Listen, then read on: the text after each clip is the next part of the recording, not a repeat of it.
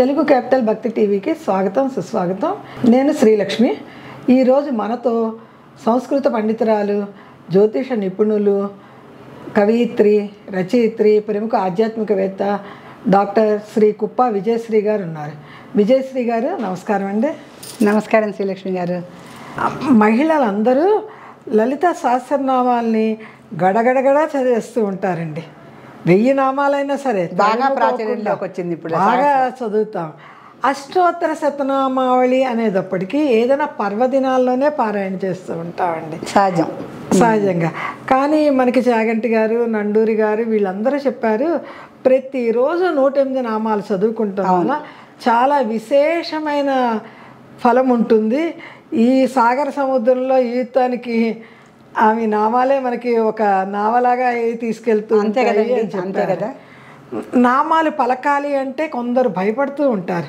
అవును, ఎక్కడ ఆపాలో తెలియదు, ఎక్కడ ఎలా పలకాలో కూడా తెలియదు. మీరు మాకు ఒక 10 నామాలు చొప్పున మాకు అందిస్తే మేము నేర్చుకుంటాం. తప్పకుండానండి, తప్పకుండా. అమ్మవారి నామాలు నేర్పించడం అంటే అదొక అదృష్టం, అదొక యోగం.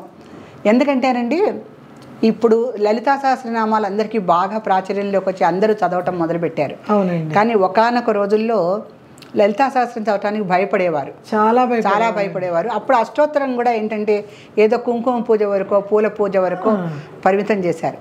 నిజానికి మన పీఠాధిపతులు కానీ, ప్రవచనకర్తలు కానీ, లేకపోతే నిజంగా లలితా సహస్రము, లలితాదేవిని బాగా అధ్యయనం చేసిన వాళ్ళు కానీ అష్టోత్తర శతనామావళి స్త్రీలకి ఉత్తమం. ఎందుకు ఉత్తమం అంటే, అష్టోత్తర శతనామావళిలో అమ్మవారి నామాలు సుకుమారంగా, సుందరంగా, సౌందర్య వర్ణన, ఆభరణ వర్ణన, మళ్ళీ ముఖ్యంగా ఆవిడ యొక్క పుష్పజాతి వర్ణన, ఎన్ని రకాల పుష్పాలు ధరించింది, ఇవన్నీ ఆడవాళ్ళకి మనస్సుకు దగ్గరగా ఉండే విషయాలు. సౌందర్యం కానీ, పుష్పాలు కానీ, ఆభరణాలు కానీ, ఇవన్నీ మనసు అంటే సహజంగా స్త్రీలకు ఉండేటువంటి సహజమైన ఆసక్తి గల విషయాలన్నీ అమ్మవారి రూపంలో మనకి అష్టోత్తరంలో దొరుకుతాయి. లలితా సహస్రనామంలో కూడా దొరుకుతాయి. కానివ్వండి, లలితా సహస్రనామంలో ఉన్నటువంటి శక్తిగల బీజాక్షరాలు చదివిన తర్వాత చాలా ప్రశాంతంగా కొంతసేపు మౌనంగా ఉండటం మంచిది. మౌనంగా ఉండి తీరాలి. లలితా సహస్రనామం చదివిన తర్వాత ఆ 1000 నామాల యొక్క శక్తి మన మీద చాలా ప్రభావం చూపించి ఉంటుందండి. ఆ ప్రభావము మనం కాసేపు అనుభవించాలి, ఆనందించాలి, స్పందించాలి.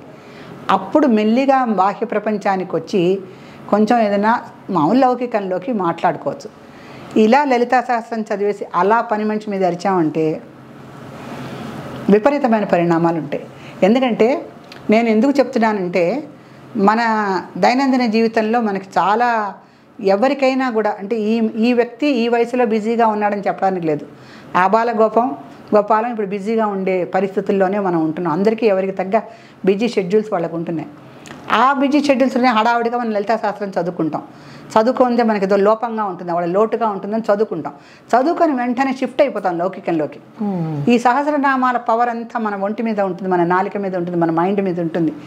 ఈ పవరు దుర్వినియోగం చేసామంటే వెంటనే అది ఎటువంటి పరిణామాలకు దారితీస్తుందో చెప్పలేం. అందుకని లలితా సహస్రనామం చదివిన తర్వాత ఒక అరగంట సేపు మౌనంగా ఉండమంటారు. ఒకవేళ మౌనంగా ఉండలేకుండా మాట్లాడవలసి వస్తే ప్రశాంతంగా కొంచెం సానుకూలంగా ఉండే విషయాలే మాట్లాడమంటారు. ఎందుకంటే నామాలకు శక్తి ఉందంటే మనం మాట్లాడిన మాటకి ఎటువంటి శక్తి వెళ్తుందో అవతలకి మనకు తెలియాలిగా. నిజమే కదా. అన్నీ మంచి మాటలే మాట్లాడడం ఒకసారి పరిస్థితులు బట్టి. ఎప్పుడు ప్రశాంతంగా కూడా మన మనస్సు ఉండదు, ఏదో పరిస్థితులను బట్టి కొంచెం మనకు ఉద్రేకం కలగచ్చు. అందుకని అష్టోత్తరానికి ఈ రకమైనటువంటి ఇది లేదు. లేదు అంటే సహస్రంలో ఉండేటువంటి విషయాలు వేరు, అష్టోత్తరంలో ఉండేవి వేరు. అందుకని స్త్రీలకు అష్టోత్తరం ఉత్తమం అని అందరూ పండితులందరూ చెప్తారు. ఆ రకంగా అండి మన ఛానల్ తరఫున కూడా మనం ప్రత్యేకించి స్త్రీలకు చెప్పేది అంటే, లలితా సహస్రం తప్పనిసరిగా పఠించండి, చెయ్యండి. కానీ అష్టోత్తర శతనామావళి కూడా తప్పనిసరిగా మీరు చదివినప్పుడు మీ మనస్సుకి, మీ యొక్క నిత్య జీవితానికి కూడా దగ్గరగా ఉండే నామాలు మీకు చాలా కనిపిస్తాయి దాంట్లో.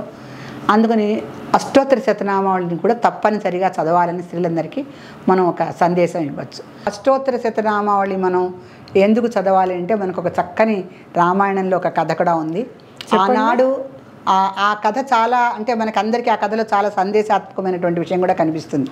ఆ కథలో సీత వాల్మీకి ఆశ్రమంలో ఉన్నప్పుడు ఆవిడ జంట పిల్లలు కవలలు ఇద్దరు కూడా లవకుశలు ఇద్దరు కూడా శ్రీరాముడితో యుద్ధం చేస్తూ ఉంటారు. ఆయన రాముడు కనుక తన యొక్క బాణం తీశాడంటే చాలా కష్టం. రాముడి బాణం అంటే అవునండి, వాళ్ళు అశ్వమేధ యాగం చేస్తున్నప్పుడు ఒక అశ్వాన్ని కట్టేస్తారని జరుగుతూ ఉంటుంది. అంటే రామునిది ఒకటే బాణము అని మనకి పాటలు కూడా ఉన్నాయి కదా. ఆయన తీసిన బాణానికి ఎదురు ఉండదు, తిరుగు అంటూ ఉండదు. ఆ రామ బాణాన్ని తీసే లోపల ఈ పిల్లలు యుద్ధ విరమణ చెయ్యాలి. ఈవిడ చెప్పలేదు.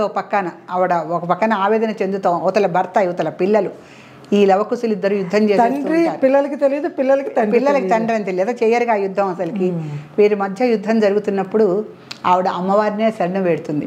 ఆ శరణు వేడటంలో అష్టోత్తర శతనామావళిని చదివింది సాక్షాత్ సీతాదేవి. అష్టోత్తర శతనామావళిని చదివినప్పుడు స్త్రీలందరికీ మరి సీతాదేవి కదా ఆదర్శం.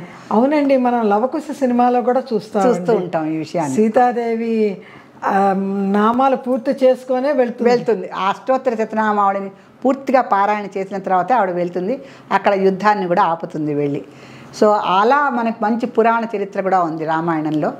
సో మనం ఇప్పుడు మన భక్తులందరికీ కూడా అసలు లలితా సహస్రనామం ఎలా చదవాలి, లలిత అష్టోత్తర శతనామావళి ఎలా చదవాలి అన్న విషయాన్ని మనం ఒకసారి చదివి వినిపిద్దాం. 10 నామాల చొప్పున చదివి నేర్పిస్తే కనుక తప్పనిసరిగా నేర్పిస్తా. అది ఉచ్చారణ దోషం లేకుండా చక్కగా ఎలా చదవాలో ఒకసారి నేను నేర్పిస్తాను. 10 నామాల చొప్పున మనం ప్రతిసారి కూడా నేర్చుకుందాం. ఓం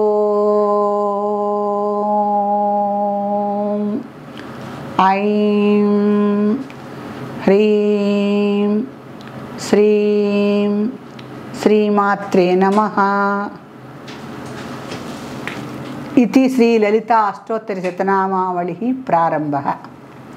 మొదటి నామం ఓం ఐం హ్రీం శ్రీం రజతాచల శృంగాగ్ర మధ్యస్థాయే నమో నమః.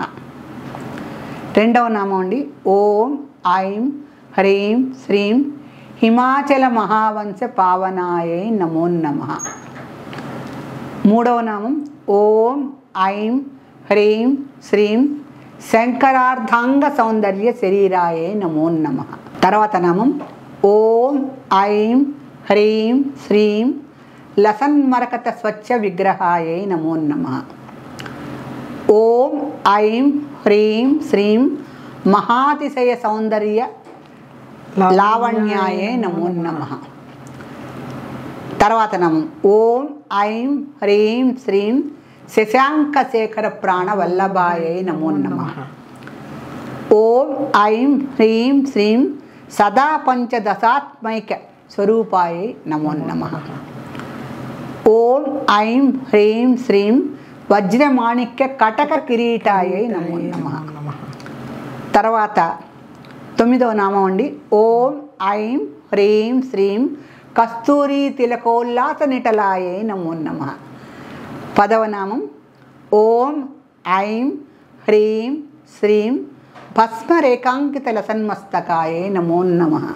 చాలా చక్కగా విడమర్చి చెప్పారండి. ఈ నామాలు నేర్చుకొని మేము దసరా నాటికి కళ్ళు మూసుకొని కూర్చొని అమ్మవారి కుంకుమార్చన చేస్తాం. అమ్మవారిని చూస్తూ కళ్ళు తెరిచి అమ్మవారిని చూస్తూ కుంకుమార్చన చేసుకుంటాం. తప్పకుండానండి. ఈ నామాలు ఉచ్చారణ దోషాలు లేకుండా చక్కగా నెమ్మదిగా ప్రశాంతంగా చదువుకొని హాయిగా కుంకుమ పూజ చేసుకుంటే మన మనసుకు ఎంతో ప్రశాంతంగా ఉంటుంది, ఎంతో ఆనందంగా కూడా ఉంటుంది. శ్రీమాత్రే నమః.